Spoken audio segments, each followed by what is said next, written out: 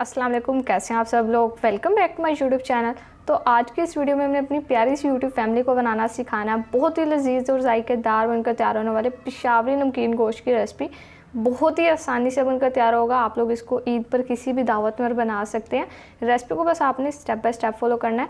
मसाला जात इसमें हमने बिल्कुल भी ऐड नहीं करना है, फिर भी बहुत लजीज रेसिपी तैयार होगी। रेसिपी अच्छी लगे वीडियो को लाइक कर दें, शेयर कर दें, कॉमेंट कर दें। चैनल पर नहीं है चैनल को भी सब्सक्राइब कर दें। तो चलिए अब हम अपनी इस झटपट से रेसिपी को बनाना शुरू कर लेते हैं। बिस्मिल्लाहिर्रहमानिर्रहीम। सबसे पहले देखिए हमने यहाँ पर एक प्रेशर कुकर ले लिया और इसमें हमने ऐड कर देना हाफ कप ऑयल। तो रेसिपी हमने अपनी झटपट बनानी है, इसलिए मैं यहाँ पर प्रेशर कुकर का इस्तेमाल कर रही हूँ। आप लोग इसको कढ़ाई में भी बना सकते हैं, लेकिन हम टाइम बचाएंगे अपना। ऑयल डालने के बाद हमने इसमें ऐड कर देना 1 टेबलस्पून लहसुन अदरक का पेस्ट। या फ्रेश हमने लहसुन अदरक का पेस्ट लिया, ये हम इसमें डालेंगे और लहसुन अदरक के पेस्ट को हमने हल्का सा भून लेना है। और फिर जैसे ही यहाँ पर लहसुन अदरक के पेस्ट की भुनाई हो जाएगी, साथ ही हम इसमें ऐड कर देंगे बीफ।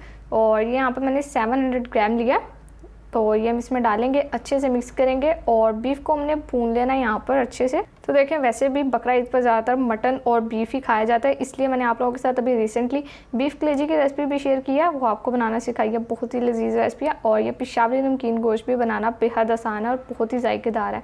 अब देखिए यहाँ पर जैसे ही बीफ की भुनाई हुई है तो बीफ ने अपना पानी भी रिलीज़ कर दिया। तो अब हम इसमें ऐड कर देंगे यहाँ पर टमाटर और हरी मिर्च।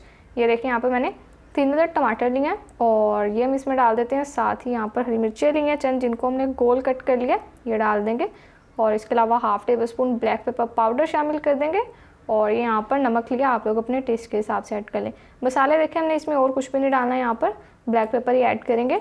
और अब हमने क्या करना है, अच्छे से मिक्स करेंगे।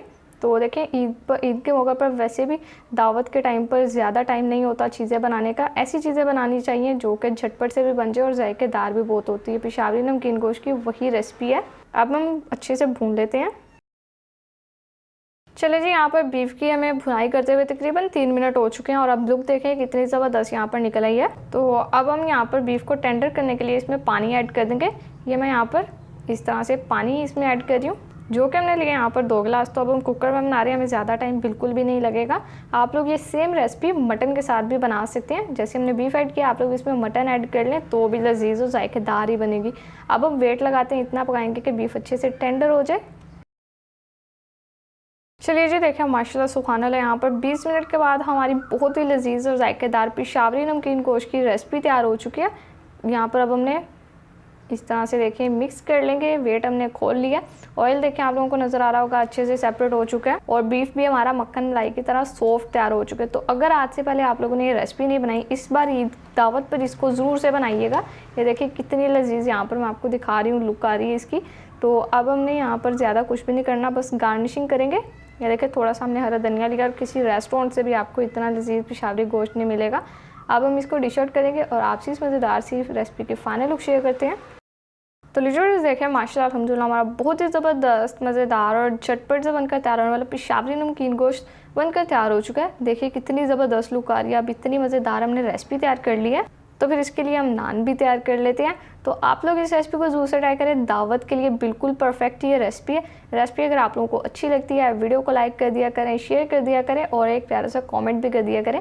चैनल पर नहीं है चैनल को भी सब्सक्राइब कर दे। तो फिर नेक्स्ट किसी मज़ेदार सी मुलाकात होगी, तब तक के लिए अपना बहुत सारा ख्याल रखिए। अल्लाह हाफिज़।